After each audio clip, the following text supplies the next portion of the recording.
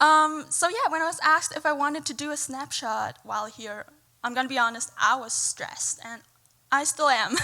So I'm sorry, because this is really just way out of my comfort zone. But I know that this is an amazing opportunity to kind of praise God for what He has done over the past 4 years. So yeah, almost 5 years ago, I came here to NLCF for the first time. I was sitting all the way in the back, just wondering if I would ever really meet anyone in a foreign country, foreign language. And as I was just sitting there, kind of praying for at least one person to connect with. Actually, Anna sat down like right next to me and just started talking. I don't even know what she was talking about, but now 5 years later, she's still one of the most important people in my life, and she just handed me the mic to talk about what God has been moving in my life. So, man, a lot can happen, and that's what I want to talk about today. So, after my return back to Germany, I had a really hard time. It was challenging, I struggled a lot, but I also realized that I had to make this choice. Do I want to stay mentally stuck in the US, or do I want to make myself available for God to continue His work in me in Germany? Because I was sure that the work that He had started here was not finished yet, as it is written in Philippians 1:6, which actually is a verse that Jenny sent me. I think you're sitting over there. I can't see you, but sent me back then, and that has just been encouraging me since then. In Matthew 10:8, Jesus says, "Freely you have received, now freely you give it. Now freely you give."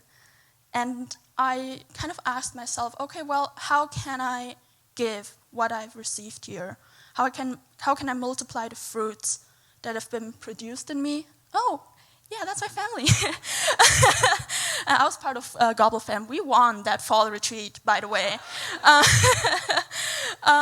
Because, God has called us to go and make disciples, not to stay in our comfort zone and just wait for others to come and disciple and pour into us. And I want to share 3 stories of how God used that, what I've experienced here at Tech, in the US, the good, the bad, the ugly, to continue building His kingdom all the way in Germany. And first I want to share about how God has continued working in my walk with my depression. So after hitting rock bottom and having experienced so much love and grace here at NLCF, my transition back to Germany was not easy, because no one there could really relate to my life here in the US. No one walked through it with me, and I still had to work through a lot of hurt within my family and the church that my parents planted and still are leading. However, the more I allowed God into that part of my life, the more I was able to support others in their own walk with their mental health, the same way that I had been supported here at NLCF. And this one night, I got a call from a friend who was trying to end his life. And in that moment, the book of Esther came to my mind, where it says, "Maybe for such a time as this." And that's when I realized that I was the only person in his life that fully understood the spiraling thoughts and the lies that he found himself in, because I have battled them myself. And I really believe that God used that night to save him. And he's doing much better. But these moments also taught me about the importance of vulnerability, which I struggled with when I first came to NLCF, which Anna pointed out. And honestly, I still do. It's still not easy, but I have learned that by making ourselves vulnerable, we can pursue others and love deeply, because we have been pursued and loved by God first and abundantly. And I started to feel called to create a space for these kinds of relationships to grow on my German campus, in a culture that is rather closed off and distant. And that's when I decided to take a leap of faith and to start leading a local campus ministry similar to InterVarsity here, or Crew, while attending grad school full-time. I think it's the next slide. But over the past 2 years, our group has doubled in size from, oh no, yeah, it's the next slide. And well, I challenged myself to always be the first one to reach out, to connect, to be intentionally vulnerable the same way I experienced it here. And that was often hard and uncomfortable. But over the past 2 years, our group has doubled in size from about 40 to 80 students, and I was able to build meaningful relationships with thousands of students and support them in their own walk with Jesus.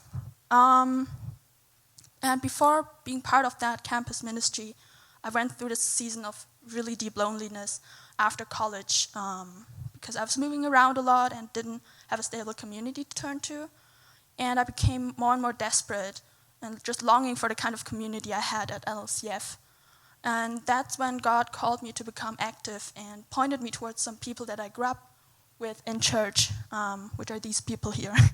But they were no longer really pursuing God or community, and I felt this call for me to share my experiences at NLCF with them.